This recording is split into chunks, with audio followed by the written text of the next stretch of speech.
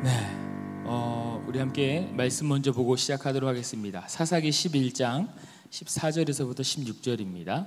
사사기 11장 14절부터 16절까지입니다. 우리 함께 읽겠습니다. 입다가 암몬 자손의 왕에게 다시 사자들을 보내 그에게 이르되, 입다가 이같이 말하노라. 이스라엘이 모압 땅과 암몬 자손의 땅을 점령하지 아니하였느니라. 아멘. 며칠 전 분이엘이 갑자기, 저희 아들 분이엘이 6살짜리 남자아이죠, 갑작스럽게 이런 말을 합니다. 평소에는 늘 저보고 아빠는 세상에서 제일 뚱뚱한 사람이야, 이런 말을 굉장히 즐겨해요. 제가 위에 속옷을 입더라도, 혹은 요즘 한참 연애 때 입던 티셔츠들을 아내랑 약속을 했거든요. 올해는 꼭 내가 살을 빼서 그걸 입겠다, 제발 버리지 말아달라 막 부탁을 했어요. 연애 때 옷을 샀으니 비록 옛날이지만 그래도 굉장히 좋은 옷, 이쁜 옷을 많이 샀거든요. 막 분홍색 막 이런 옷을 많이 샀습니다. 꽃도 그려져 있고. 그런데 요즘 아내 몰래 제가 그것을 몰래 꺼내 입어보는데 옷이 하나도 안 맞고 다 작은 거예요.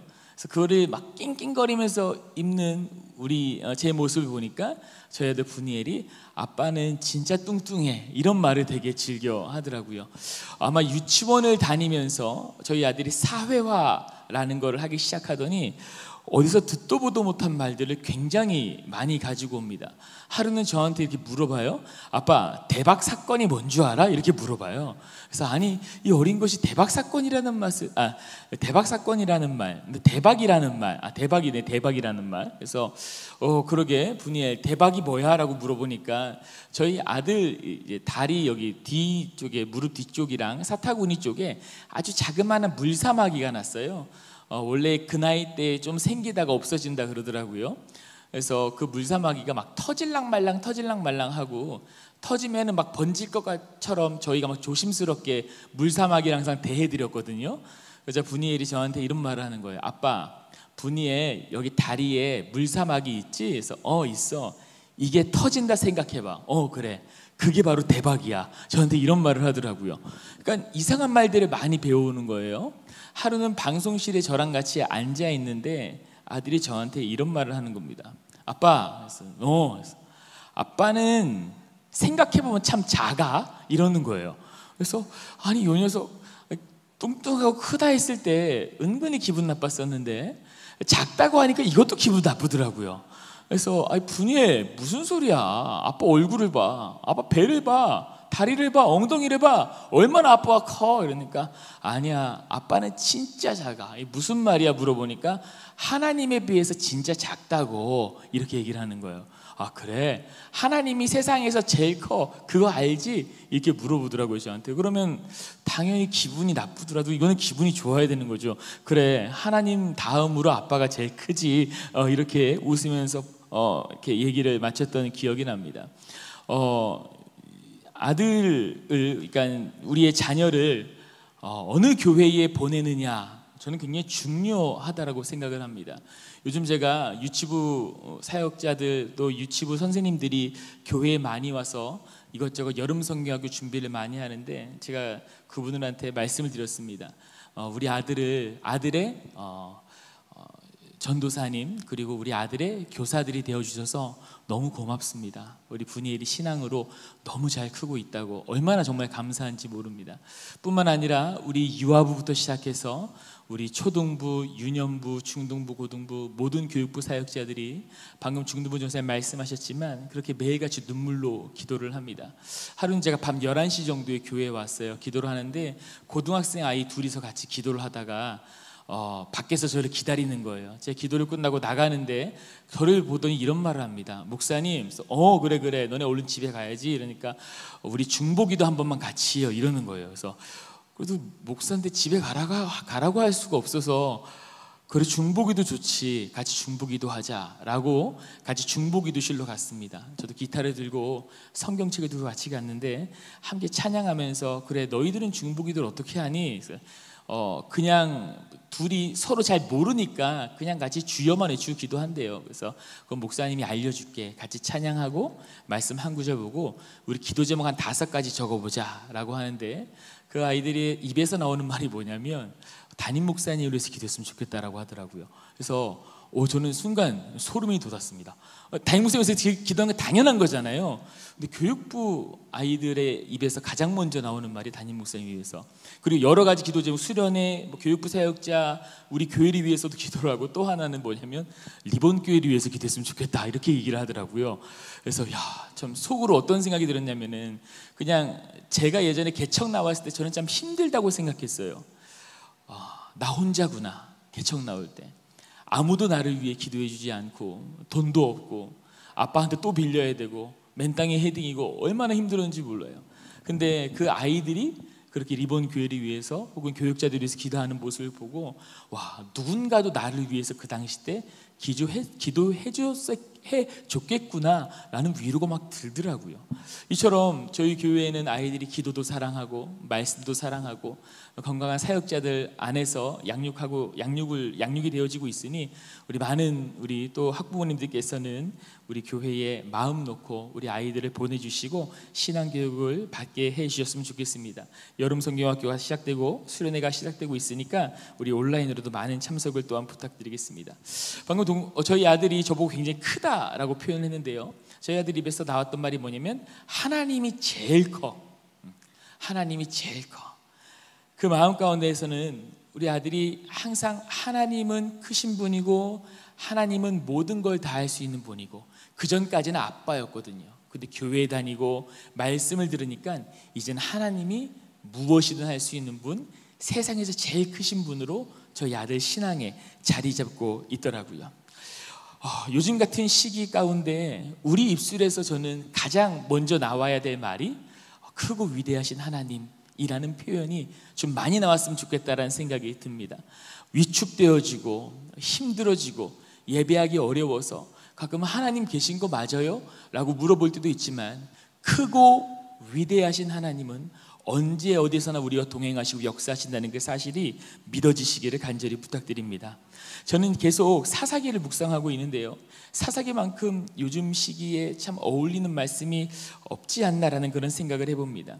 평화로운 기간이 길었지만 아이러니하게도 평화 속에서 하나님을 찾은 것이 아니라 하나님 외에 다른 신들을 쫓아 살았던 이스라엘 백성들에 대한 이야기예요. 우리가 살았던 시기도 얼마나 평화로웠습니까? 먹을 거 다 먹을 수 있었죠. 해외여행도 얼마나 많이 갔습니까?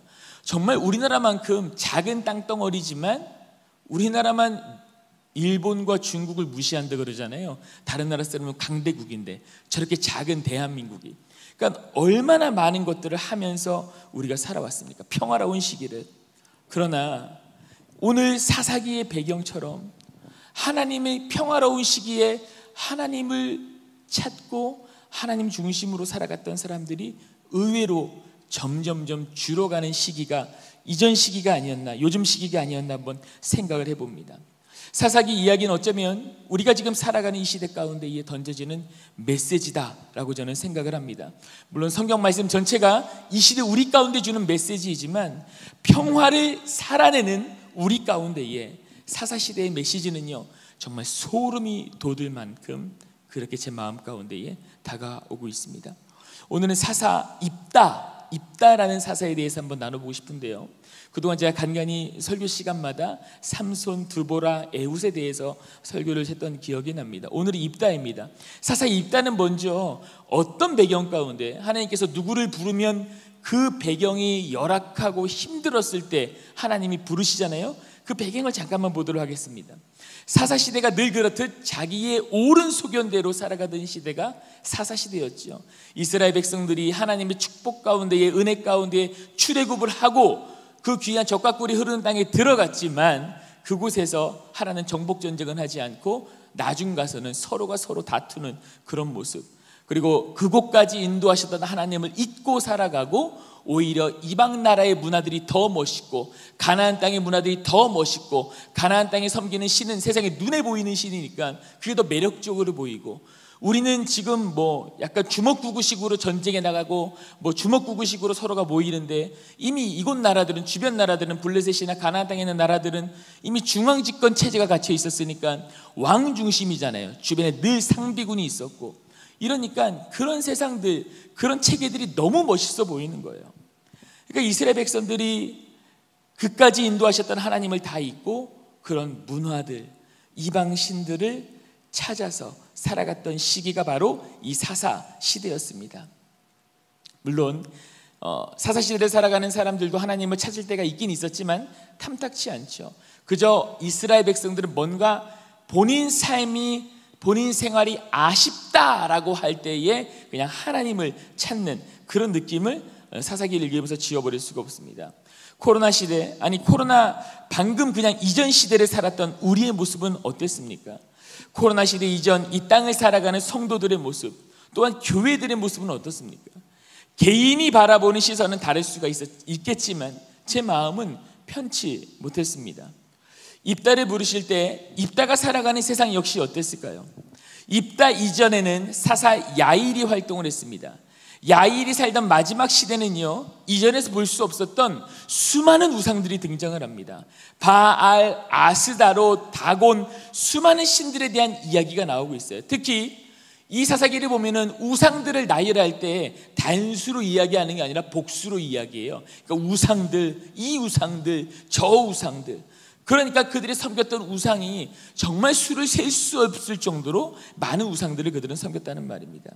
사사기 10장 6절은 이렇게 이야기를 합니다. 이스라엘 자손이 다시 여호와의 목전에 악을 행하여 바알들과 아스다롯과 아람의 신들과 시돈의 신들과 모압의 신들과 암몬 자손의 신들과 블레셋 사람들의 신들을 섬기고 여호와를 버리고 그를 섬기지 아니하므로. 아멘. 이렇게 복수로 이야기하는 거예요.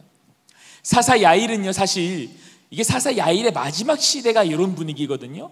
근데 사사 야일은 처음부터 탐욕스럽고 우상을 섬기는 사사가 아니었습니다. 하나님을 믿고 의지했던 사람이었어요. 그러니까 사사가 됐고 부름을 받았겠지요.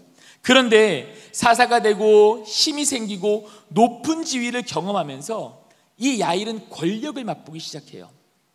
권력이 주는 높은 곳의 맛을 보기 시작한 겁니다. 권력이 주는 부요함을 맛보기 시작한 거예요. 그리고 이 시대가 그렇게 우상들이 많아졌던 시기가 될 수밖에 없었던 이유는 이 야일의 문제도 있었지만 외교적인 문제도 있었습니다.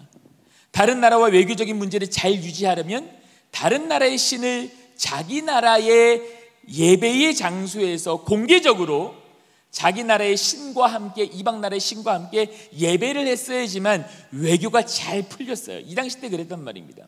그러니까 여호와 한 분만으로 만족할 수 없었던 이스라엘 백성들은 자신들의 안전, 왜요? 주변에 있는 나라들과 연합을 해야 되니까 적대 관계에 있으면 매번 싸울 거 아니에요. 그러니까 주변 나라와의 연합을 위해서, 즉 그들의 평안과 안전을 위해서, 번영을 위해서 하나님이 아니라 외교에서 그 문제를 해결하려고 했던 것이죠. 이것을 택하는 순간 그들은 우상을 숭배할 수밖에 없는 상황에 다다르게 되는 것입니다. 아마 그들도 처음에는 그랬을 겁니다. 그래, 어차피 외교만 하니까 한번 눈 감자. 그래, 옆에 있는 뭐 예를 들면 뭐 A라는 나라와 우리나라가 연합하는데 A 나라에 있는 우상을 한번 그냥 우리 교회에 데리고 와서 같이 예배드리자. 한번. 외교적인 문제고 한 번만 예배드리면 우리가 평안해지니까 눈 한번 딱 감자. 괜찮을 거야. 하나님은 이해하시겠지. 우리가 잘 살게 되는데 하나님이 왜 이해를 못하겠어? 이렇게 생각했을 것입니다. 아, 이번 한 번 또 괜찮겠지. 옆에 나라와 동맹을 맺을 때는 또 한 번 괜찮겠지. 내가 하나님의 백성이면 된 거 아니겠어? 그게 중요한 거지. 이게 점점 하다 보니까 그것이 나라의 유익이 되는 거예요. 가장 고민했던 사람들이 누구였겠습니까? 성전 제일을 맡은 제사장들이었겠죠. 아니, 하나님을 예배해야 되는데 자꾸 다른 나라의 신을 데리고 오는 거예요. 화가 나기도 하고 열도 받았겠죠. 성전 제의를 통해서 그동안 여호와 하나님께만 예배를 드렸는데 이제는 여러 신들에게 예배를 드리는 거예요. 근데 그런 분위기가 되고 보니까 제사장들이 뭘 깨닫냐면요, 하나님께만 예배는 한 번씩 드리는데 다음 날은 이 신, 그리고 그 다음 날은 저 신, 그 다음 날은 요 신, 그러니까 사방 신들에 계속 제의를 드리니까 헌물이 들어오고 재물이 들어오니까 생각해 보니까 이게 이득이 되는 거예요. 가장 이득이 되는 사람들이 누구냐면은 성전 제의를 보는 사람들이 된 겁니다. 처음에는 신앙을 지키려고 했겠지요. 그런데 점점 이득이 되는 거예요. 예배가 많아지면 많아질수록, 여러 우상을 섬기면 섬길수록 점점 더 그들에게 이익이 되는 거예요. 그러니까 점점 더 많은 우상들을 예배하기 시작합니다. 한 번 눈 감고, 두 번 눈 감고, 이번은 괜찮겠지, 이번은 괜찮겠지. 정말 추악하고 정말 더러운 모습이 그 당시 때 그렇게 만연했습니다. 높은 곳에 올라가기 위해 서민들을 짓밟고 옳지 않은 것을 옳다 하며 사망으로 끌고 가는 더럽고 추악한 사람들이 하나님을 팔아먹고 더 잘 살게, 더 잘 먹게 되는 분위기가 만들어진 거죠. 결국 하나님은 이스라엘을 벌하십니다. 마땅한 처사지요. 벌 받아야죠. 이스라엘은 18년 동안 암몬 사람들에게 억압을 당했고, 암몬 사람들은 유다, 베냐민 그리고 에브라임을 치러 요단강을 건넜고 본도 앞에 당도했습니다. 그렇게 강한 암몬이 이스라엘 백성 앞에 당도하니 이스라엘 백성들이 어땠을까요? 그제서야 하나님을 찾는 거예요. 성경을 보면 그들은 하나님을 위급하고 발등에 불이 떨어졌을 때만 찾습니다. 지금이 바로 그 위급한 상황이에요. 그렇게 무시무시한 암몬 군대가 우리를 죽이려고 온 겁니다. 하나님을 찾기 시작해요. 그리고 하나님은 이렇게 응답하십니다. 너희들이 원하는, 너희들이 예배하는 그 신들에게 갈 것이지 왜 나에게 왔어? 이스라엘 백성들은요, 하나님이 그렇게 나오실 줄 몰랐을 겁니다. 그제서야 이스라엘 백성들은 우리가 우상도 다 없애버리자 라고 해서 우상까지 다 없애버리는 거예요. 제 마음 같아서는 하나님 그래도 안 돼요. 저 사람들이 어떤 사람인데. 그러나 하나님은 사랑이 많으신 분, 하나님의 백성들로 인하여서 기뻐하시는 분이세요. 그들을 다시 안아주십니다. 이스라엘이 겪는 고통, 심적인 위협, 그들의 눈물을 하나님은 버리실 수가 없었던 것입니다. 이제 입달에 보면요, 모든 게 다 잘 풀릴 것 같아요. 그런데 상황은 또 다른 국면을 맞이합니다. 이스라엘 백성들 안에 이스라엘 백성들이 갖고 있는 사상이 하나 있는데, 그 사상이 뭐냐면 온 이스라엘 사상이에요. 그게 뭐냐면 어떠한 일이 진행되면은 특별한 사람들, 특별한 지파만 하는 게 아니라 온 이스라엘 지파가 함께 모여서, 온 이스라엘 백성들이 함께 모여서 무언가를 해낸다는 얘기입니다. 전쟁도 마찬가지예요. 전쟁이 나면은 모든 지파가 다 모이는 거예요. 나팔 불면은 싸워야 할 때 다 함께 모여서 싸우는 겁니다. 그리고 그때마다 리더를 한 명씩 뽑아요. 자, 암몬 군대가 오니까 이스라엘 백성들이 무서웠잖아요. 근데 하나님께 기도했어요. 하나님께서 그래, 내가 이제 너희들이 우상까지 버렸으니 안아줄게. 여기까지가 됐으면은 전쟁을 할 때에 리더를 한 명 뽑는다 그러면 누구든지 리더를 할 수 있는 거 아니겠어요? 왜요? 이제 하나님이 우리 편이 되어주셨으니. 그런데 리더를 뽑는데 아무도 지원하지 않는 거예요. 이 전쟁에 그 리더가 아무도 나타나지 않는 겁니다. 하나님께서 함께 하신다고 하셨고 그렇게 하면 이기는 건데 그들 안에 또 다른 의심이 싹 트는 거예요. 선뜻 리더로 나서지 않습니다. 싸움이라는 전장은 갓지파의 땅 길르앗이었습니다. 여기에 가장 능한 사람은 누구냐? 바로 전 사사였던 야일의 아들들이었어요. 그들은 아직도 길르앗 땅에 30개의 성읍을 차지하고 있었습니다. 그 땅을 가장 잘 알았죠. 근데 선뜻 나서지 않는 거예요. 왜요? 불리한 싸움 갖고 질 것 같으니까. 하나님이 함께 하신다라고 했음에도 불구하고 여전히 의심하던 시대가 사사시대였어요. 불리하면 하나님께 돌아와요. 그런데도 또 의심합니다. 또 의심해요. 이게 바로 사사시대인 겁니다. 그때 하나님께서 누구를 부르세요? 입달을 부르십니다. 입달은 길리앗의 아들로 창녀와 몸파는 여자와 관계를 갖고 낳은 아들이에요. 당연히 길르앗의 아들들에게 인정을 받을 수 없습니다. 쫓겨나죠. 그런 입다에게 한참이 지난 후 길르앗 장로들이 찾아오는 거예요. 전쟁의 선봉에 서달라. 사랑하는 성도 여러분, 하나님께서 하고자 하시면, 쓰고자 하시면 출신과 가문, 이게 중요한 게 아니에요. 누가 하나님의 손 아래에 있는가, 이게 중요한 겁니다. 그냥 저냥 출신이나 인맥이 중요치 않다고 해서 하나님께서 언젠가 날 불러주시겠지 할 수 있을까요? 그런 건 아닙니다. 입다가 그럼에도 불구하고 불림을 받을 수밖에 없었던 이유가 있어요. 입다가 불림을 받을 수밖에 없었던 이유는 수많은 사람들 가운데에 이스라엘 역사를 정확하게 알고 있었기 때문입니다. 그렇기 때문에 선택받을 수밖에 없었어요. 하나님을 알고 있다고, 하나님의 말씀을 알고 있었다라는 거예요. 입다가요. 저는 사사기를 통해 요즘 하나님의 마음을 배우고 있습니다. 그리고 이 시대 가운데 우리가 승리할 수 있는 방법 역시 하나님의 말씀 가운데 있다고 확신을 합니다. 오늘 하나님께서는 입다를 사용하세요. 사용하시는 이유가 뭐라고요? 이스라엘 역사를 분명히 알고 있었어요. 그 말은 뭐냐면 하나님의 말씀을 올바르게 알고 있다는 얘기입니다. 오늘 하나님께서는 입다를 사용하세요. 그런데 거기까지예요. 이끌어서 승리하게 하시는 분은 하나님이시라는 겁니다. 입다는 하나님의 위대하심을 알고 있었던 사람이에요. 왜요? 말씀을 알고 이스라엘의 역사를 알고 있으니까. 하나님께서 어떻게 출애굽을, 선조들을 출애굽시켰고 어떻게 가나안 땅에 들어오게 하셨는지를 입다는 알고 있었거든요. 장로들은 입다를 이렇게 호칭합니다. 위대한 용사여 싸워주십시오. 그러나 입다는 이렇게 말합니다. 내가 싸울 때 주님께서 그들을 나에게 넘겨주신다면. 이것이 바로 입다와 길르앗 장로들의 차이였어요. 하나님께서 함께 하신다고 해도 장로들은 하나님을 의지한 것이 아니라 길르앗 장로들은 오히려 입다에게 가서 뭐라고 하는 거예요? 위대한 용사여 라고 표현을 하는 거예요. 그러나 입다는 뭐라 그래요? 내 모습을 낮추고 하나님께서 승리를 주실 것입니다 라고 이야기를 하는 겁니다. 이스라엘의 승리의 주인공은 언제나 하나님이셨어요. 언제나 하나님이셨습니다. 모세도 아니었고 여호수아도 아니었어요. 언제나 이스라엘의 승리를 주시는 분은 하나님이셨습니다. 오늘 하나님께서는 이 사사기 말씀 입다를 통하여서 모든 것을 한 번 해결하시는 거예요. 우상 아니야. 가짜 성도의 모습 아니야. 세상과 타협하는 거 아니야. 그거 아니라는 걸 알려주고 있는 겁니다. 너희들이 살 수 있는 길은 하나님을 올바로 아는 것, 하나님을 올바로 믿는 것, 하나님 안에 거하는 것, 이것을 알려주고 싶으신 겁니다. 하나님은 우리를 인도하시오. 하나님은 역사하시오. 하나님은 살아계시오. 하나님은 처음과 나중 되시오. 하나님은 위대하시오. 그리고 그 하나님은 언제나 오르시오. 이 사실을 오늘 입다는 우리에게 알려주고 있다는 겁니다. 저도 하나님의 인도하심을 믿습니다. 말씀을 믿습니다. 하나님이 그동안 어떻게 이 땅을, 이 세계를 이끌어 가셨는지를 세계사를 통하여서 이스라엘 역사를 통하여서 알고 있고 믿고 있습니다. 그렇게 하나님의 살아계심을 믿습니다. 위대하심을 믿습니다.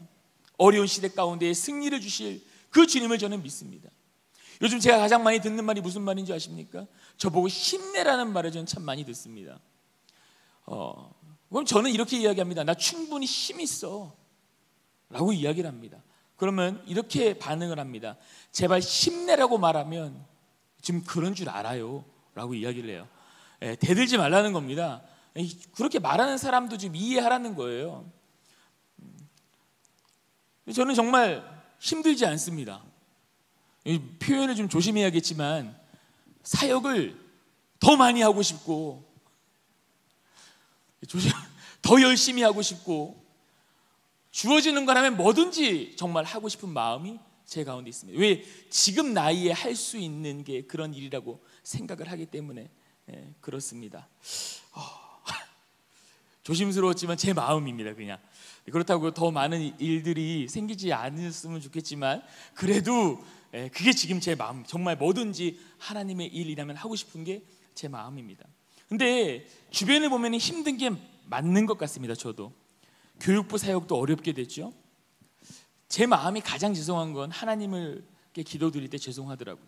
그리고 담임 목사님을 뵐 때 참 많이 죄송하고, 전도사님, 간사님, 그리고 이 일 위해 고생하신 모든 교사분들, 기대에 찼던 아이들의 얼굴을 보는 게 너무 힘들고 참 미안했습니다. 근데 저는 생각했습니다. 나는 힘들면 안 돼. 힘들면 안 돼. 나는 힘들면 안 돼. 나는 지쳐 보여서도 안 돼. 왜냐? 그냥 안 될 것 같았어요. 교구 식구들 얼굴도 아직 다 모릅니다. 와서 우리 이선교구를 맡아서 우리 전사님께서 많이 소개시켜 주셔서 알지만 코로나가 시작돼서 신방도 못 갔습니다. 아직 정리하지 못한 키즈 카페는 매달 고정 지출이, 제가 이거 한 번도 말씀 안 드렸는데 매달 고정 지출이 400에서 500입니다. 엊그제 수요 예배 전 아들이 유치원에 하원하러 가니까 이런 말을 이렇게 물어봐요. 아빠 우리 어디가? 그래서 교회가. 그러니까 아들이 이런 말을 합니다. 아빠 교회 가면 안 돼. 친구들이 가면 안 된대. 이렇게 말을 했다 그래요. 물론 저보다 힘드신 분들도 많이 계실 겁니다. 그러나 저도 어디 가서 어려운 상황이 내 주변에 있다는 걸로 전혀 뒤처지지 않을 만큼 환경은 좀 어려운 것 같습니다. 그러나 저는 하나님을 믿습니다.